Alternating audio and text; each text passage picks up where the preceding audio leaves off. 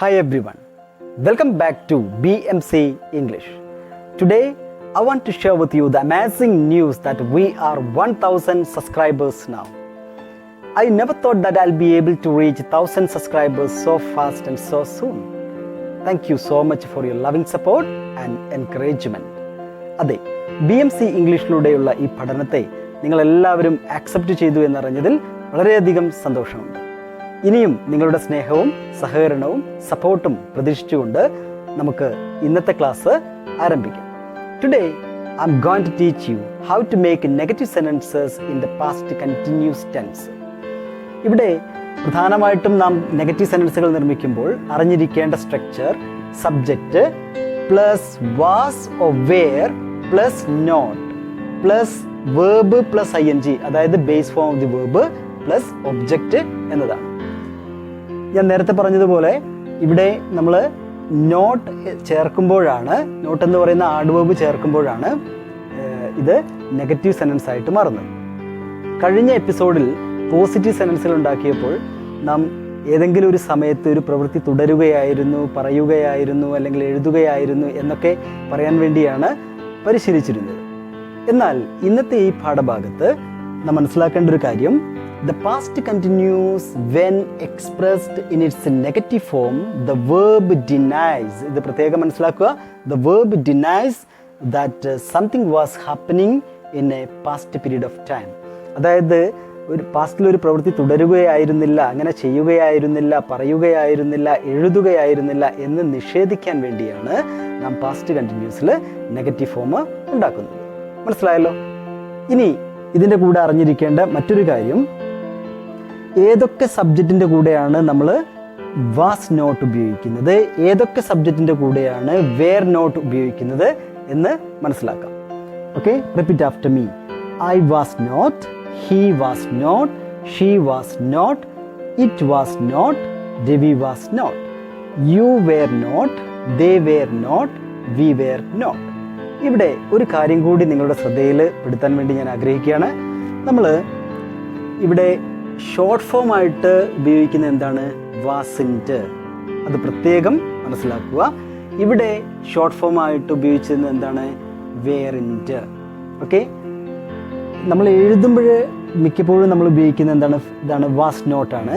എന്നാൽ നമ്മൾ സംസാരിക്കുമ്പോൾ എന്തെങ്കിലും പറയുമ്പോഴൊക്കെ നമ്മൾ ഉപയോഗിക്കുന്നത് ഷോർട്ട് ഫോമാണ് അധികം. ഇത്രയും ഒരു വ്യത്യാസമാണ് ഉണ്ടാക്കുന്നത്. ഇതൊരു ഷോർട്ട് ഫോം ആണെന്ന് മാത്രം മനസ്സിലാക്കുക. ഇത്രയും മനസ്സിലായല്ലോ? ഇനി നമുക്ക് ധാരാളം സെൻറ്റൻസുകൾ പരിചയപ്പെട്ടേക്കാം. അപ്പോൾ എങ്ങനെയാണ് പാസ്റ്റ് കണ്ടിന്യൂസിൽ നെഗറ്റീവ് സെൻറ്റൻസുകൾ ഉണ്ടാക്കുന്നത് എന്ന് നമുക്ക് കൃത്യമായിട്ട് മനസ്സിലാകും. Okay, let me begin. ഇതെല്ലാവരും ഒരു നോട്ട്ബുക്കിലേക്ക് എഴുതണേ.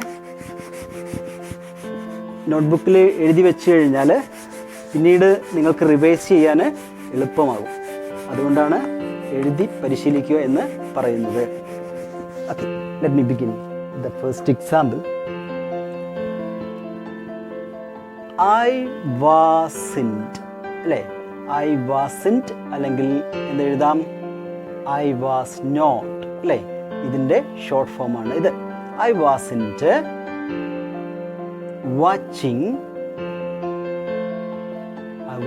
watching TV. നോക്കൂ നിങ്ങൾ, ഞാൻ TV കാണുകയായിരുന്നില്ല എന്നാണ്, അല്ലേ?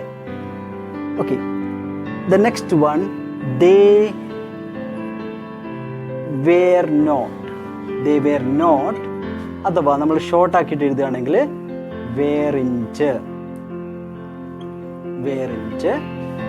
Cooking, they weren't cooking dinner. അവർ ഡിന്നർ പാചകം ചെയ്യുകയായിരുന്നില്ല. മനസ്സിലാവുന്നുണ്ടല്ലോ? They were not അഥവാ they weren't cooking dinner. The next one, she wasn't writing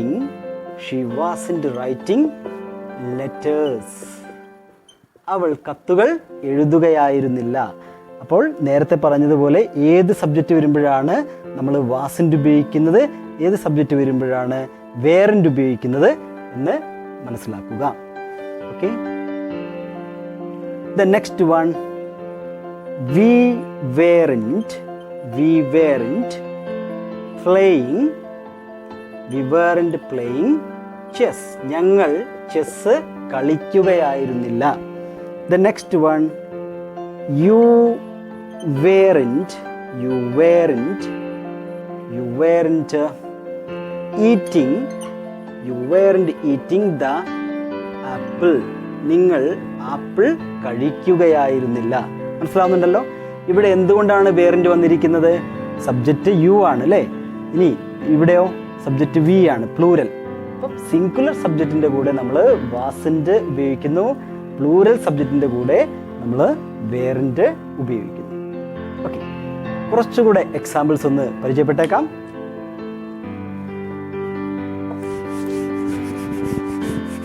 okay, എല്ലാവരും കൃത്യമായിട്ട് കാര്യങ്ങൾ മനസ്സിലാക്കി പരിശീലിക്കുക. Okay, the next one, it wasn't eating grass. It wasn't eating grass. The next one, the cat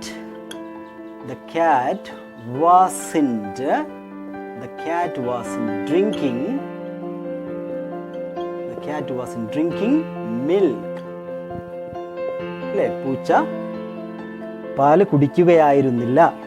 The next one, they weren't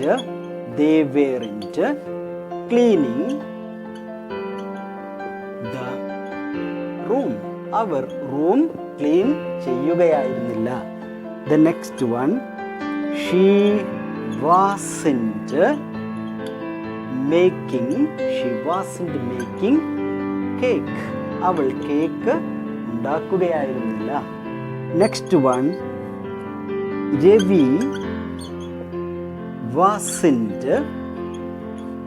Ravi wasn't driving the car. Ravi car drive ചെയ്യുകയായിരുന്നില്ല. ഇങ്ങനെ past കണ്ടിന്യൂസിൽ കാര്യങ്ങളെ നിഷേധിക്കാൻ വേണ്ടി നാം നെഗറ്റീവ് ഫോം ഉപയോഗിക്കുന്നു. ഇത്രയും മനസ്സിലായി കാണുമെന്ന് വിശ്വസിക്കുന്നു. ഇങ്ങനെ ധാരാളം സെൻറ്റൻസുകൾ നിങ്ങളും കൂടെ practice ചെയ്തുകൊണ്ടേയിരിക്കുക. I hope that you like this class very much. If you like it, do not forget to like, share and subscribe. I'll be back soon with another lesson. Till then, bye.